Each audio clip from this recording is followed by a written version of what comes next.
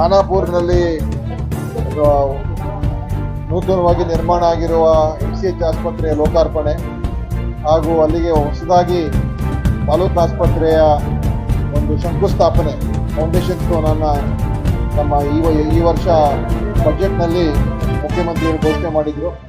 ಖಾನಾಪುರ್ಗೆ ನಾವು ತಾಲೂಕು ಆಸ್ಪತ್ರೆ ಕೊಡ್ತೀವಿ ಅಂತ ಅದರ ಒಂದು ಶಂಕುಸ್ಥಾಪನೆ ಮತ್ತು ಕಟ್ಟಿರೋ MCH ಆಸ್ಪತ್ರೆಯ ಲೋಕಾರ್ಪಣೆ ಮಾಡೋದಕ್ಕೆ ಬಂದಿದ್ದೆ. ಜೊತೆಯಲ್ಲಿ ಇಲ್ಲಿ ಗೋಕಾಕಲ್ಲಿ ಈ ಕಾಮಗಾರಿಯನ್ನು ಸ್ವಲ್ಪ ವೀಕ್ಷಣೆ ಮಾಡೋಣ MCH ಆಸ್ಪತ್ರೆ, ಯಾಕಂದ್ರೆ ಅದು ತ್ವರಿತಗತಿಯಲ್ಲಿ ಅದನ್ನ ಕೆಲಸವನ್ನು ಮುಗಿಸಿ ಜನರಿಗೆ ಸಮರ್ಪಣೆ ಮಾಡಬೇಕು ಉದ್ದೇಶದಿಂದ ಅದನ್ನ ನೋಡೋದಕ್ಕೆ ಕೂಡ ಇಲ್ಲಿ ಬಂದು ಇಲ್ಲಿಂದ ನಾನೀಗ ಖಾನಾಪುರ್ಗೆ ಹೋಗ್ತೀನಿ. ಅದರಿಂದ ಅಂಕಲ್ಗಿ ಮತ್ತು ಖಾನಾಪುರ್, ಅಂಕಲ್ಗಿರ್ ಒಂದು ಇನ್ಸ್ಪೆಕ್ಷನ್ ಇದೆ ನೋಡ್ಕೊಂಡು CH ಇದು ಅದು ನೋಡ್ಕೊಂಡು ಖಾನಾಪುರ್ಗೆ ಹೋಗ್ತೀನಿ. ಇಲ್ಲಿ MCH ಆಸ್ಪತ್ರೆ ತಾಲೂಕು ಆಸ್ಪತ್ರೆಗೆ ಭೇಟಿ ಕೊಟ್ಟು ಇಲ್ಲಿ ಏನಿದೆ ಪರಿಸ್ಥಿತಿ ನೋಡಿಕೊಂಡು ಕಾಮಗಾರಿಯನ್ನು ವೀಕ್ಷಣೆ ಮಾಡಿ ಹೋಗೋದಕ್ಕೆ ಬಂದಿದ್ದೀನಿ. ಈಗ ಡೆಂಗು ಸಾಂಕ್ರಾಮಿಕ ರೋಗಕ್ಕೆ ಸರ್ಕಾರ ಇದು ಮಾಡಿದೆ, ಸೊ ಅದನ್ನು ತಡೆಯಲಿಕ್ಕೆ ಆರೋಗ್ಯ ಇಲಾಖೆ ಇಲ್ಲ, ಡೆಂಗ್ಯೂ ಅದು ಸಾಂಕ್ರಾಮಿಕ ರೋಗ. ನಾವೊಂದು ಅಧಿಕೃತ ಘೋಷಣೆ ಅದು ಏನ್ ಮಾಡುದು ಅಂತ ಹೇಳಿದ್ರೆ ಅದು ಎಪಿಡೆಮಿಕ್ ಅಂತ ಹೇಳಿ ಒಂದು ಎಪಿಡೆಮಿಕ್ ಆಕ್ಟ್ ಅಡಿಯಲ್ಲಿ ಅದು ಘೋಷಣೆ ಮಾಡಿದಾಗ ಏನಾಗ್ತದೆ, ನಮ್ಮ ಅಧಿಕಾರಿಗಳಿಗೆ ಸ್ವಲ್ಪ ಕ್ರಮ ತಗೊಳ್ಳೋದಕ್ಕೆ ಹೆಚ್ಚು ಪವರ್ಸ್ ಸಿಗ್ತದೆ. ಯಾರಾದರೂ ಎಲ್ಲ ಮಾಹಿತಿ ಇದ್ರೂ ಕೂಡ ಉಲ್ಲಂಘನೆ ಮಾಡಿದಾಗ ಅವ್ರ ಮೇಲೆ ಕ್ರಮ ತಗೊಳ್ಳೋದಕ್ಕೆ, ಫೈನ್ ಹಾಕೋದಕ್ಕೆ ಅವ್ರಿಗೆ ಒಂದು ಆ ಪವರ್ ಅನ್ನು ಕೊಡೋದಕ್ಕೆ ಒಂದು ಮಾಡಿದೀವಿ. ಆದರೆ ಡೆಂಗ್ಯೂ ಪ್ರಕರಣಗಳು ಕಮ್ಮಿ ಆಗಿದೆ, ರಾಜ್ಯದಲ್ಲಿ ಕಮ್ಮಿ ಆಗಿದೆ. ಈಗ ಅವರ ಒಂದು 100-120 ಕೇಸಸ್ ದಿವಸಕ್ಕೆ ಬರ್ತಾ ಇದೆ. ಆದರೂ ಕೂಡ ಎಚ್ಚರಿಕೆಯಿಂದ ಇರಬೇಕು ಅಂತ ಒಂದು ಉದ್ದೇಶ ಇಟ್ಕೊಂಡು ಈ ಮಳೆಗಾಲ ಆಗುವವರೆಗೂ ನಾವು ಅದನ್ನ ನಮ್ಮ ಅಧಿಕಾರಿಗಳಿಗೆ ಎಲ್ರಿಗೂ ನಾವು ಹೇಳ್ತಾ ಇದ್ದೀವಿ.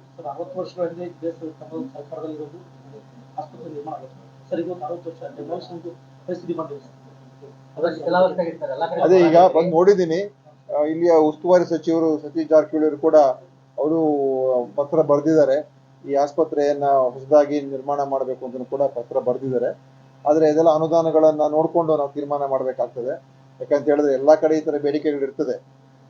ಅದನ್ನ ಯಾವ ಹಂತದಲ್ಲಿ ಏನೇನು ಮಾಡ್ಬೇಕು, ಏನೇನು ಮಾಡಬೇಕು ಅಂತ ನಾನು ಖಂಡಿತ ಅದ್ರ ಬಗ್ಗೆ ನಾನು ಮಾತನಾಡ್ತೀನಿ. ಅದು ಈಗಲೇ ಅದ್ರ ಬಗ್ಗೆ ಏನು ಹೇಳಕ್ ಆಗೋದಿಲ್ಲ, ಯಾಕಂದ್ರೆ ಇದು ದೊಡ್ಡ ಮೊತ್ತದ ಅನುದಾನ ಬೇಕಾಗ್ತದೆ. ಆದ್ರೆ ಉಳಿದಿರೋ ಇಲ್ಲಿ ಸಣ್ಣ ಪುಟ್ಟ ಕೆಲಸಗಳಿಗೆಲ್ಲ ಸ್ವಲ್ಪ ಸ್ಯಾಂಕ್ಷನ್ ಮಾಡೋದಕ್ಕೆ ಹೇಳಿದೀವಿ. ಇಲ್ಲಿ STPಗಳಲ್ಲಿ ಆಗ್ಬೇಕಾಗಿದೆ, ಇಲ್ಲಿ ಆಸ್ಪತ್ರೆಗೆ STPಗಳಿಲ್ಲ. ಆಮೇಲೆ ಕೆಲವು ರಿಪೇರಿ ಕೆಲಸಗಳೆಲ್ಲ ಇದೆ. ಒಟ್ಟಾರೆ ಸುಮಾರು ಒಂದು 3.25 ಕೋಟಿ ರೂಪಾಯಿ ಈ MCH ಮತ್ತು ಈ ತಾಲೂಕು ಆಸ್ಪತ್ರೆಗೆ ಸ್ಯಾಂಕ್ಷನ್ ಮಾಡ್ಕೊಡ್ತೀವಿ ಅಂತ ಹೇಳಿದೀವಿ.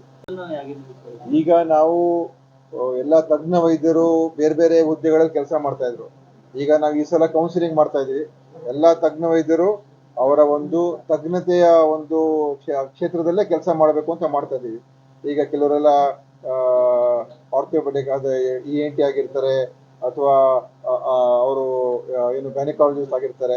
ಆದ್ರೆ ಹೋಗಿ ಬೇರೆ ಕೆಲಸ ಮಾಡ್ತಾರೆ, ಡಾಕ್ಟರ್ ಕೆಲಸ ಮಾಡ್ತಾ ಇರ್ತಾರೆ. ಅದಕ್ಕೆ ವಾಪಸ್ ಅಲ್ಲಿಗೆ ಹಾಕ್ಬೇಕು ಅಂತ ಮಾಡಿದ್ದೀವಿ. ಇನ್ನೊಂದು ಎಲ್ಲಾ ಕಡೆ ಈಗ ಈ ತಿಂಗಳ ಹೊರಗಡೆ ಎಲ್ಲ ನಮ್ಮ ಕಡ್ಡಾಯ ಗ್ರಾಮೀಣ ಸೇವೆ ಅಡಿಯಲ್ಲಿ ಎಲ್ಲ ವೈದ್ಯರು ಎಲ್ಲೆಲ್ಲಿ ಖಾಲಿ ಇದೆ MBBS ಡಾಕ್ಟರ್ಸ್ ಎಲ್ಲವನ್ನು ಕೂಡ ಈ ತಿಂಗಳು ನಾವು ಭರ್ತಿ ಮಾಡ್ತಾ ಇದೀವಿ. ಸುಮಾರು 1,000 ಚಿಲ್ಲರೆ ಏನು ಹುದ್ದೆಗಳಿದೆ ಅದೆಲ್ಲ ಕಡೆ ನಮ್ಮ ಗ್ರಾಮೀಣ ಕಡ್ಡಾಯ ಸೇವೆ ಅಡಿಯಲ್ಲಿ ಅವ್ರಿಗೆಲ್ಲರೂ ಕೂಡ ಈ ತಿಂಗಳಲ್ಲೇ ಪೋಸ್ಟ್ ಮಾಡ್ತಾ ಇದೀವಿ. ಆಮೇಲೆ ಕಾಂಟ್ರಾಕ್ಟ್ ಮೇಲೆ ಕೂಡ ತಗೊಳಕ್ ಹೇಳಿದೀವಿ. ಆದಷ್ಟು ಮಟ್ಟಿಗೆ ಕಾಂಟ್ರಾಕ್ಟ್ ತಗೊಳ್ಳೋದಕ್ಕೆ ನಮ್ಮ ಪ್ರಯತ್ನ ನಡೀತಾ ಉಂಟು. ಆದ್ರೆ ನಮ್ಮ ಕೊಡುವಂತ ವೇತನಕ್ಕೆ ಸ್ವಲ್ಪ ಜನ ಮುಂದೆ ಬರ್ತಾ ಇಲ್ಲ. ಅದ್ರ ಬಗ್ಗೆನೂ ನಾವು ಚಿಂತನೆ ಮಾಡ್ತಾ ಇದೀವಿ. ಹೇಗೆ ಅದಕ್ಕೆ ಇನ್ನು ಸ್ವಲ್ಪ ಇನ್ಸೆಂಟಿವ್ ಕೊಟ್ಟು ನಮ್ಮ ಎಲ್ಲೆಲ್ಲಿ ತಜ್ಞ ವೈದ್ಯರು ಕಾಂಟ್ರಾಕ್ಟ್ ಮೇಲೆ ತಗೊಳ್ತಕ್ಕಂಥದ್ದಕ್ಕಿದೆ ಅಲ್ಲಿ ಅವ್ರಿಗೆ ಎಲ್ಲಿ ಬರ್ತಾ ಇಲ್ಲ ಅವ್ರಿಗೆ ಇನ್ನು ಸ್ವಲ್ಪ ಹೆಚ್ಚು ಇನ್ಸೆಂಟಿವ್ ಕೊಟ್ಟು ಬರೋ ತರ ಮಾಡೋದಕ್ಕೆ ಕೂಡ ಪ್ರಯತ್ನ ಮಾಡ್ತಾ ಇದೀವಿ.